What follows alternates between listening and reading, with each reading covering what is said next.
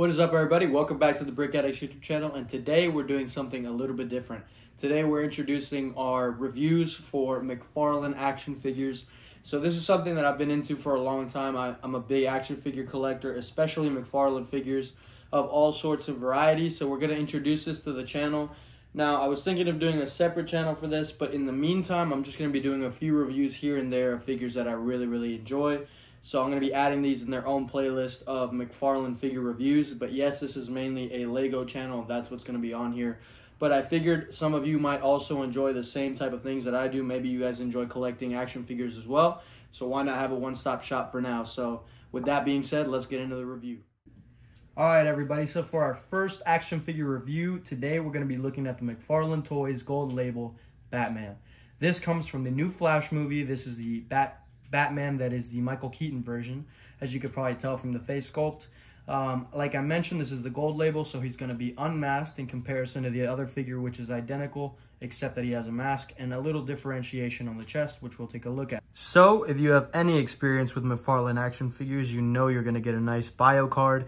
Here we have a drawn picture of the new Batman suit. It is not from the movie, so it's not like a live action picture shot. But it's a nice drawing nonetheless. And here on the back, if you guys want to pause and read that, you're going to get the data file on this Batman. A little bit of insight on the movie, but nothing too revealing.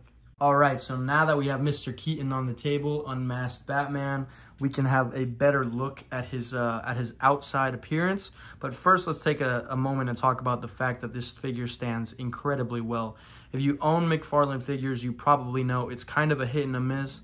Some stand great, some are really hard to make stand up and stay standing.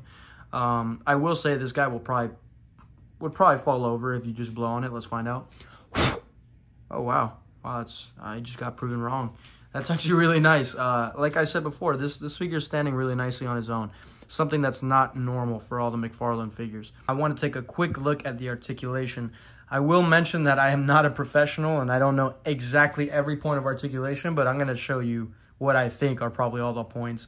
I'm sure I don't know all of the name of the joints and whatnot, but for most people, you're going to collect and you're just going to want to see if it articulates well.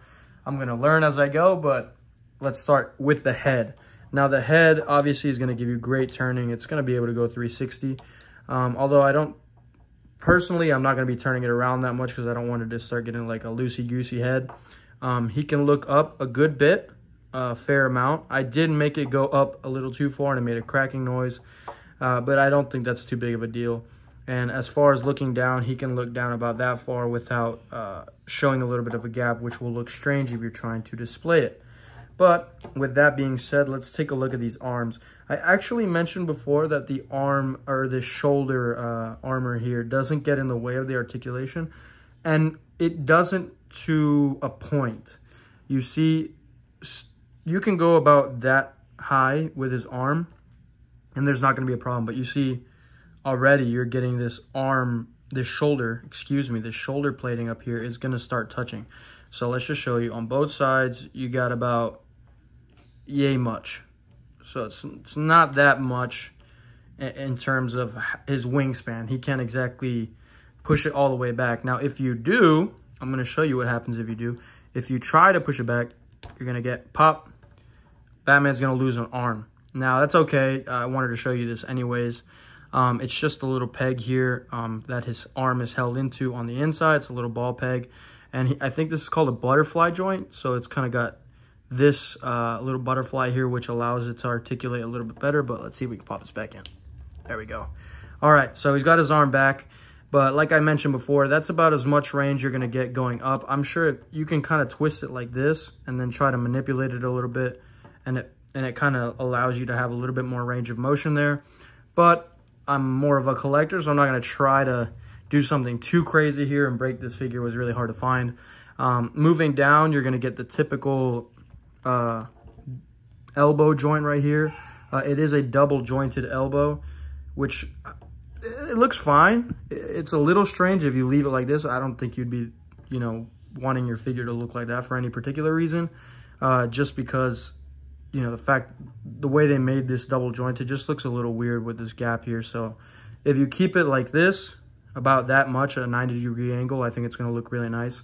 and it's not going to look weird by any means, by any stretch of the imagination. Now moving down to the hand, you're going to have, you know, it can kind of bend forward and out, and then of course you can twist it. And then the same obviously is going to go for the left side of the arm. Now moving to the torso piece here, it's weird. This could be just my figure. This is not really a complaint. It could just be my figure. Right now it looks normal, but for some reason every time I pose it, this middle section of the torso doesn't want to like line up with the top, his top chest plate, if you will. But let's take a look at how far he can go back. He can go back a pretty good bit, allowing him to look up. Obviously, you're going to start exposing some of those joints down there, so you maybe don't want to stand him up too or lean him back that far. And then in terms of how low he can kind of bend forward, I would say it's a pretty good bit. It can even go further if you want to push it, but like I said, I don't want to push it too much here. I don't want to break anything in front of you guys. Yeah, so pretty good chest and stomach articulation, if you want to call it that. Now moving down to the legs, I think the legs have pretty decent articulation. I mean, they go pretty far. I wouldn't go past that, just being that he has this, you know, kind of flexible plastic for his groin area. So I feel like if you leave it posed in an open T-pose like that for so long, it's gonna end up warping this soft plastic here.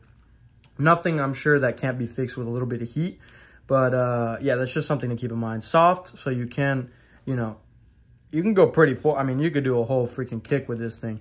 You can do all types of karate kicks, all types of flying kicks, and I'll put them in some poses at the end of the video. So I'll say that's pretty good. Now with the knee joint, very similar to the elbow joint, he's got a double jointed knee. So that's what that's going to look like. You can do some pretty nice poses with that. I mean, it lends itself very well for posability. Obviously, you know, McFarlane does a great job with that. It does mean, though, that sometimes it's hard to get his legs or his knees to be, you know, in the same, like unbent in the same way so that you can actually stand him up. So that you kind of struggle with that. But if you've owned McFarlane figures, you probably already know that. And then moving down to some of the last bits of articulation, you're of course going to get your side-to-side movement with the ankle, and then you're going to get some front and upwards and downwards pivoting. And then on the toe itself, you're going to get a nice little ballerina toe right there. So that's very nice. So in terms of articulation, I mean, this figure, it really nails it, and I'm going to put it in some poses here in a moment. Now, before I get into those poses I mentioned, I just wanted to quickly stand him up with some of the other live-action Batman that we've gotten from McFarlane. On our right side, you're going to see the Bat Flick, and on the left side of the screen, you're going to see the new Batman, which is a nice figure. Both of them are nice figs. They're all the same in terms of height. The one on the Batman from the Batman film looks shorter, but that's only because I have him crouched forward, because he is very hard to leave in a standing pose and him not fall over. The Bat Flick, on the other hand, totally different. He just stands up on his own like no problem. So he's not falling over or anything like that anytime soon. I would like to also point out the differences in the capes in terms of the length. The Batman from the Batman film, significantly shorter than both of these other Batman. So the Michael Keaton Batman has his cloth cape touching the ground. As you can see here, the tips of the cape are actually touching the ground. And then the Bat Flick, obviously he's got a plastic goods cape, or that rubberized plastic cape, but it's a lot closer to the floor than the Batman here. Something to point out. Now, taking a look at this first pose, as you can see, this is why I wanted to leave the cloth cape for the last section of this video.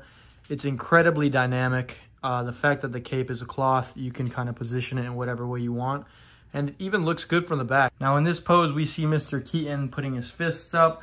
These are the fisted hands that I mentioned before that are included with this figure. And now lastly, we have a nice little pose here of Mr. Keaton grappling away. One interesting thing to point out is that his trigger finger hand, if you will, can't even hold the grappling gun, because the grappling gun doesn't have a trigger. So it's just like a little square to hold on to. So the only hand that can actually hold on to it would be his left hand, because that's the only unclenched hand that he has. So you're going to be able to kind of have him pose like that, holding the grappling gun. He's only going to be able to hold it in his left hand. I think he'd be able to hold the batarang in the pointer hand, but definitely a little bit weird that he can't hold his only gun-shaped weapon in the pointer, you know, that kind of pointer hand or gun hand. But with that being said, let's close. All right, guys. Well, thank you for sticking around for the review. I think this is a great figure, and you should definitely get it if you got the $20. Worth everything. It's not nearly as ugly as it seems in the promotional photos. It's definitely worth getting if you can find it. I appreciate you guys for sticking around for our first action figure review. Please, this is still a Lego channel. I just have a passion for action figures, so I figured I'd add it in here. If you guys like this type of video as well, please like and subscribe. Leave a comment on the video if you want to see more videos like this, and hit that bell notification so you guys can know when we're doing giveaways, because we do that a lot on this channel, and whenever we post a new video. We appreciate you guys. We love you, and we'll see you on the next video. Peace out.